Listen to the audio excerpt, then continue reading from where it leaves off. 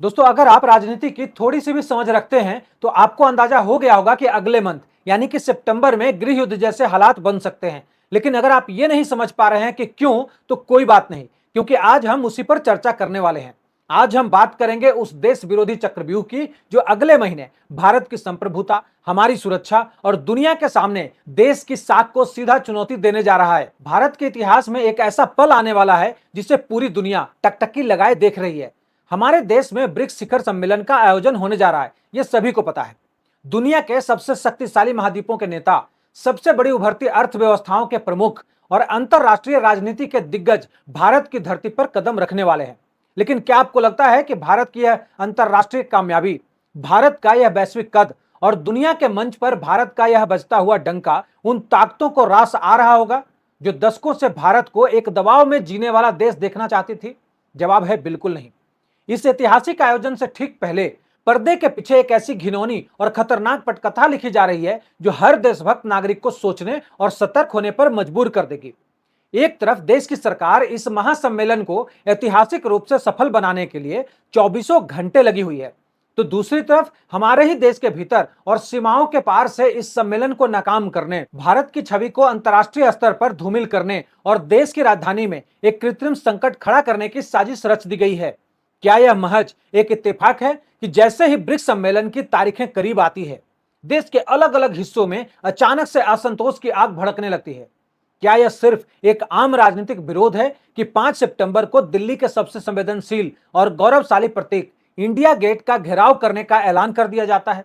जब पूरे विश्व की मीडिया की नजरें भारत की राजधानी पर टिकी होंगी, जब दुनिया के कई राष्ट्राध्यक्ष दिल्ली की सड़कों से गुजर रहे होंगे, ठीक उसी समय इंडिया गेट पर हजारों की भीड़ इकट्ठा करके हंगामा खड़ा करने की योजना के पीछे असली मास्टरमाइंड कौन है? एक तरफ विदेश मंत्री एस जयशंकर रसिया के साथ रणनीतिक समीकरणों को मजबूत कर रहे हैं। राष्ट्रीय सुरक्षा सलाहकार अजीत डोभाल चीन के साथ संवेदनशील संवाद और कूटनीतिक संतुलन साध रहे हैं। और दूसरी तरफ दिल्ली के लुटियंस जोन में अराजकता फैलाने का ब्लूप्रिंट तैयार किया जा रहा है। यह सिर्फ किसी एक राजनीतिक दल या सरकार का विरोध नहीं है, यह सीधा सीधा भारत की साख पर हमला करने की योजना है। आज हमें बिना किसी डर और बिना किसी हिचकिचाहट के इस पूरे गेम प्लान की परत दर परत उधेड़नी होगी, ताकि हर हिंदुस्तानी को यह समझ में आ सके कि पर्दे के सामने जो चिल्ला रहे हैं, जो चेहरे चिल्ला रहे हैं, उनके पीछे कौन सी अदृश्य और खतरनाक ताकतें खड़ी है। इस पूरे घटनाक्रम की गहराई में जाने से पहले हमें यह समझना होगा कि इस बार का ब्रिक्स सम्मेलन दुनिया के भू राजनीतिक यानी कि जियोपॉलिटिक्स के लिए इतना विस्फोटक क्यों है। ब्रिक्स अब केवल 5 देशों का एक साधारण आर्थिक मंच नहीं रह गया है। इस बार इस मंच पर ईरान जैसे शक्तिशाली और आक्रामक देश की आधिकारिक एंट्री हो रही है। जब भारत, रसिया, चाइना और ईरान एक ही मेज पर बैठकर दुनिया की आर्थिक और रणनीतिक दिशा तय करेंगे, तो अमेरिका और उसके सहयोगियों के पेट में मरोड़ उठना बिल्कुल स्वाभाविक है। अमेरिका के लिए ईरान का इस ताकतवर गुट में शामिल होना एक सीधा अलार्म बेल है, एक सीधा रेड अलर्ट है। दशकों से पश्चिमी देश जिस आर्थिक और कूटनीतिक दादागिरी के दम पर पूरी दुनिया को अपने इशारों पर नचाते आए हैं, ब्रिक्स का यह नया रूप उसी पूरी व्यवस्था की नींव हिला रहा है। जब दुनिया की 1/3 से ज्यादा अर्थव्यवस्था और आधी आबादी को प्रतिनिधित्व देने वाला यह मंच एक साथ खड़ा होगा, तो वॉशिंगटन और पश्चिमी राजधानियों में खलबली मचनी ही थी। और यही वजह है कि पश्चिमी ताकतें किसी भी कीमत पर यह नहीं चाहती कि भारत में आयोजित होने वाला यह ब्रिक्स सम्मेलन सुचारू रूप से और एक सफल ऐतिहासिक घटना के रूप में संपन्न हो। लेकिन असली खतरा सिर्फ ईरान के आने से नहीं है, बल्कि असली धमाका उस वित्तीय फैसले से होने जा रहा है जो इस सम्मेलन में लिया जाना तय माना जा रहा है। इस बार ब्रिक्स सम्मेलन का सबसे बड़ा एजेंडा है डी डॉलराइजेशन, यानी कि अंतरराष्ट्रीय व्यापार में अमेरिकी डॉलर के आधिपत्य को खत्म करना। आज दुनिया के कम से कम 17 से ज्यादा देशों ने यह पूरी तरह से तय कर लिया है कि वे अपनी आपसी व्यापारिक लेन देन में डॉलर का इस्तेमाल कम से कम करेंगे और अपनी स्थानीय या फिर म्यूचुअल करेंसी में व्यापार बढ़ाएंगे। आप जरा सोच कर देखिए, अमेरिकी डॉलर केवल एक मुद्रा नहीं है, वह अमेरिका की वैश्विक शक्ति, उसके प्रतिबंधों की ताकत और उसकी साम्राज्यवादी नीति की रीढ़ की हड्डी है। अब अगर दुनिया के 17 बड़े देश डॉलर को नकार कर अपनी मुद्राओं में कारोबार करना शुरू कर देते हैं, तो अमेरिकी अर्थव्यवस्था पर इसका कितना घातक असर पड़ेगा। यही कारण है कि आज वॉशिंगटन के लिए ब्रिक्स सम्मेलन कोई मामूली वैश्विक बैठक नहीं है, बल्कि उसकी आर्थिक संप्रभुता के लिए सबसे बड़ा खतरा बन चुका है। अमेरिका ने ब्रिक्स देशों को झुकाने के लिए 100%, 200% और 500% तक टैरिफ लगाने की चेतावनियां दी, प्रतिबंधों की धमकियां दी। लेकिन जब रसिया, चाइना और भारत में से कोई भी देश उसकी धमकियों से पीछे नहीं हटा, तो अब खेल को नए और गंदे तरीकों से खेलने की शुरुआत कर दी गई है।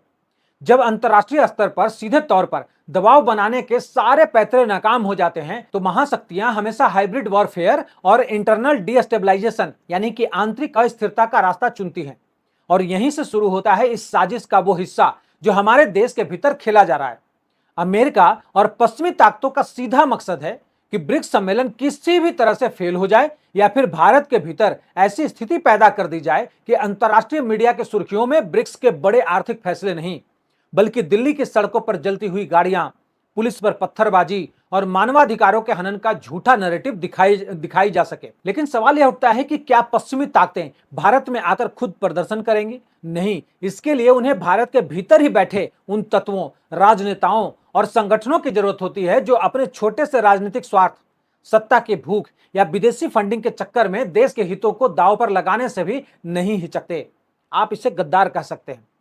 अब आप भारत की अंदरूनी स्थिति को इस अंतर्राष्ट्रीय टाइमिंग के साथ जोड़कर जरा देखिए, तो आपको पूरा का पूरा ताना बाना शीशे की तरह साफ दिखने लगेगा। आप जरा गौर कीजिए कि पिछले कुछ हफ्तों से अचानक देश के अलग अलग राज्यों में एक साथ विरोध प्रदर्शनों की बाढ़ सी आ गई है। बिहार हो, पंजाब हो, राजस्थान हो या फिर दिल्ली, अचानक से हर जगह आंदोलन खड़े किए जा रहे हैं। क्या यह केवल एक इत्तेफाक है कि जिन मांगों पर सालों से कोई हंगामा नहीं हुआ, जिन मुद्दों पर शांति बनी हुई थी, उन्हीं मुद्दों को लेकर अचानक छात्र, विभिन्न सामाजिक संगठन और राजनीतिक समूह सड़कों पर उतर आए हैं? अचानक से ऐसा माहौल बनाया जा रहा है मानो देश में कोई बहुत बड़ा संकट आ गया हो, देश में कुछ भी अच्छा नहीं चल रहा है।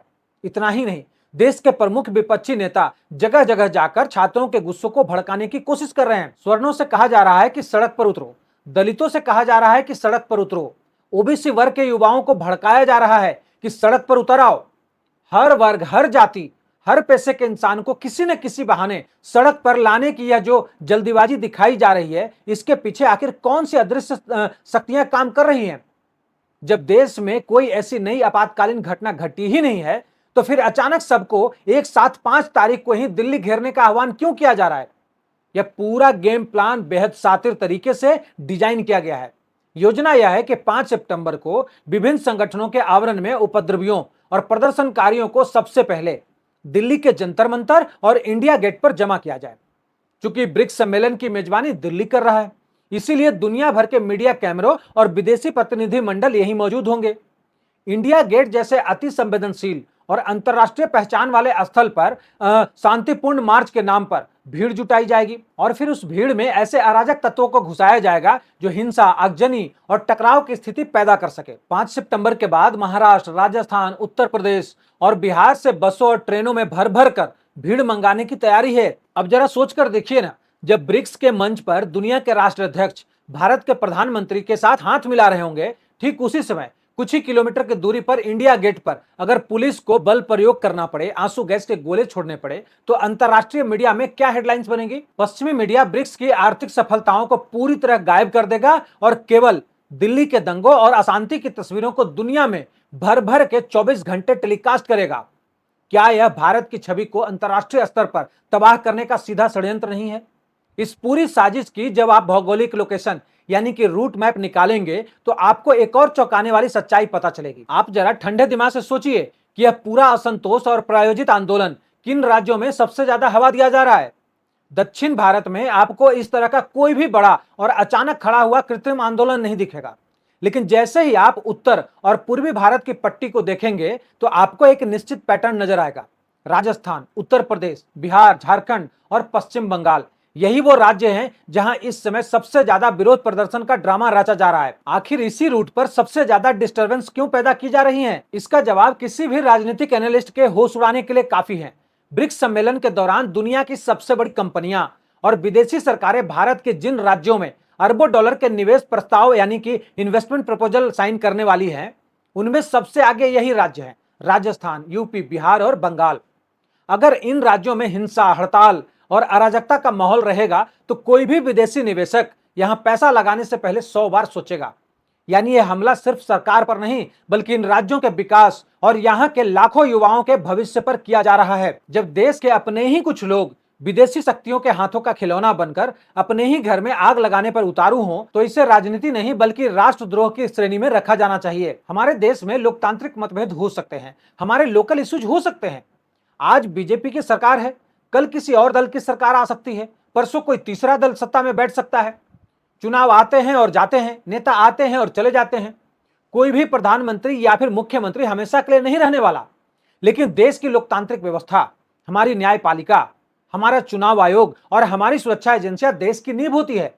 अगर सत्ता के सनक में कोई नेता या दल देश की संवैधानिक संस्थाओं पर से जनता का भरोसा ही उठा दे, अगर लोगों के मन में यह भर दिया जाए कि न्यायपालिका बिकाऊ है, चुनाव आयोग निष्पक्ष नहीं है और देश का एजुकेशन सिस्टम पूरी तरह से बर्बाद हो चुका है, तो आप कल्पना कीजिए कि हम किस विनाशकारी मोड़ की तरफ बढ़ रहे हैं। एक बार जब जनता का अपने ही संस्थाओं से विश्वास उठ जाता है, तो देश गृह युद्ध और अराजकता की आग में जलने लगता है, जिसे दोबारा ठीक करने में सदियों बीत जाती है। क्या आपको यह सब सुनकर कुछ साल पुरानी एक बहुत ही बड़ी ऐतिहासिक घटना याद नहीं आती? इतिहास खुद को दोहरा रहा है। याद कीजिए, जब साल 2020 में अमेरिका के डोनाल्ड ट्रंप भारत के दौरे पर थे। ट्रंप के भारत लैंड करने से ठीक पहले दिल्ली में क्या हुआ था? शाहीन बाग और सीए एनआरसी के नाम पर प्रदर्शन कई हफ्तों से चल रहे थे, लेकिन हिंसा और दंगे ठीक उसी दिन भड़काए गए जिस दिन डोनाल्ड ट्रंप का विमान दिल्ली की धरती पर उतरा। क्या यह महज इत्तेफाक था?